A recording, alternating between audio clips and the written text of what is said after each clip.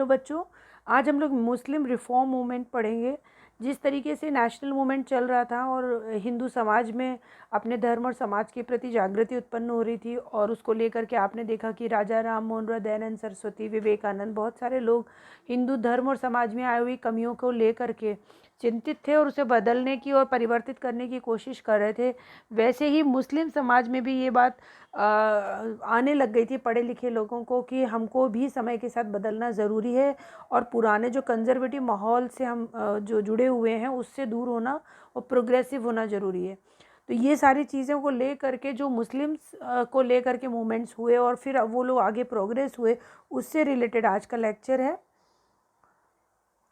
When Renaissance occurred, then reforms also started in Muslim community. जब पुनर्जागरण प्रारंभ हुआ और हिंदू कम्युनिटी में चेंजेस आने शुरू हुए तो उसका प्रभाव दूसरे समाजों पर भी पड़ा और मुस्लिम समाज भी थोड़ा सा सुचिंतित हुआ अपने लिए।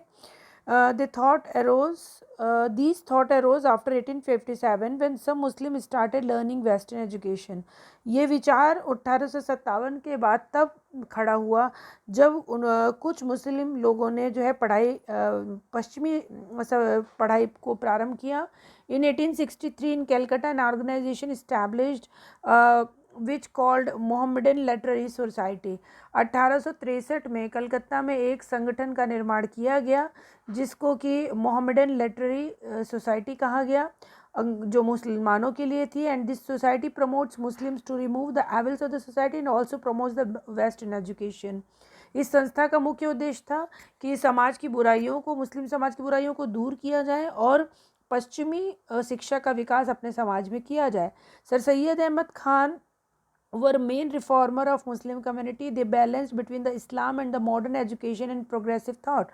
सबसे ज़्यादा जो फेमस थे मुस्लिम समाज में वो सर सैयद अहमद खान थे और उन्होंने जो है सबसे ज़्यादा सुधार उस समय के मुस्लिम जनता के बीच में किया। उन्होंने इस्लाम के सिद्धांतों और मॉडर्न एजुकेशन जो आधुनिक शिक्षा थी उसके बीच में बैलेंस भी बनाया और जो विकासशील विचार थे उसके बीच में भी। तो उनका ये था कि संतुलन दोनों के बीच में बना होना चाहिए और जो चीज़ें हमें पीछे ले जाती है उसको छोड़ना चाहिए। He also elaborated Quran on the basis of logics and on the light of science. उन्होंने कुरान की व्याख्या करी दो आधारों पर, तर्क के आधार पर और विज्ञान के आधार पर।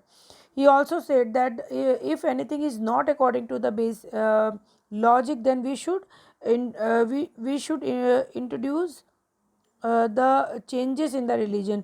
अगर कोई भी चीज़ साइंस और तर्क के आधार पर गलत है तो हमको उन चीज़ों को धर्म में बदल देना चाहिए।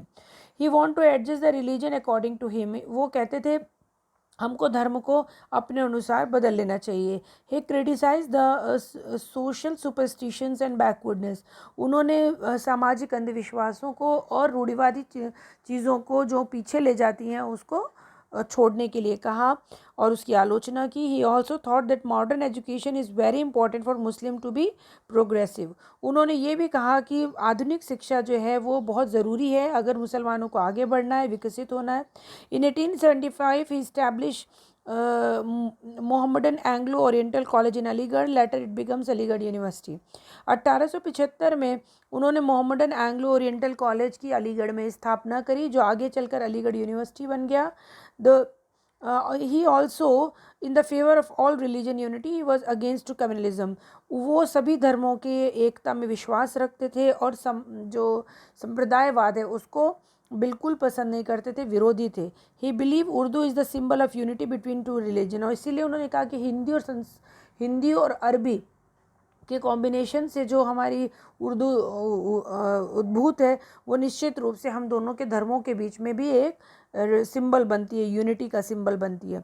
ही believe in one nation and advised never to become egoistic. उन्होंने एक राष्ट्र के सिद्धांत को माना और कभी भी अहंकारी होने को मना किया। This college is not only for the Muslim but it is also for the Hindu, Parsi and any other could take admission in it. ये केवल मुसलमानों के लिए नहीं था, दूसरे भी लोग उसमें भाग ले सकते थे, हिंदू, पारसी वगैरह। और इन 1898 in this college There were 64 Hindus, 285 Muslim students and 2 Hindu teachers were taught Sanskrit also. 1898 में यहाँ पर 64 हिंदू बच्चे थे, 285 मुस्लिम बच्चे थे और 2 हिंदू टीचर भी थे जो संस्कृत सिखाते थे.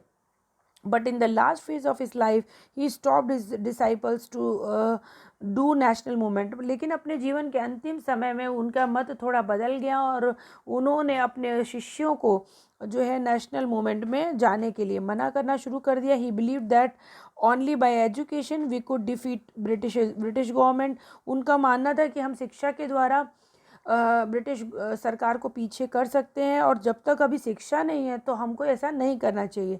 Those Muslim who were not educated he did not suggested them to join national. इसलिए उन्होंने पढ़े लिखे लोगों को ही केवल नेशनल मूवमेंट करने के लिए प्रोत्साहित किया, बिना पढ़े लिखे लोगों को नहीं. बट उसका इफेक्ट ये हुआ कि लोगों ने उनसे दूरी बनानी शुरू कर दी. Syed Ahmad also paid attention in the social reforms and wanted that it should leave medieval period old traditions and we should work on it.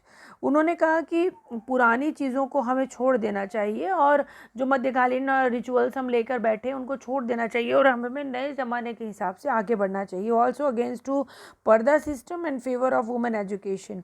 वो पर्दा प्रथा के विरोध में थे और औरतों के शिक्षा के प्रति जो है वो को सपोर्ट करते थे, फेवर करते थे. Some other leaders were Chirag Ali, Altaf Hussain, Nazir Ahmad,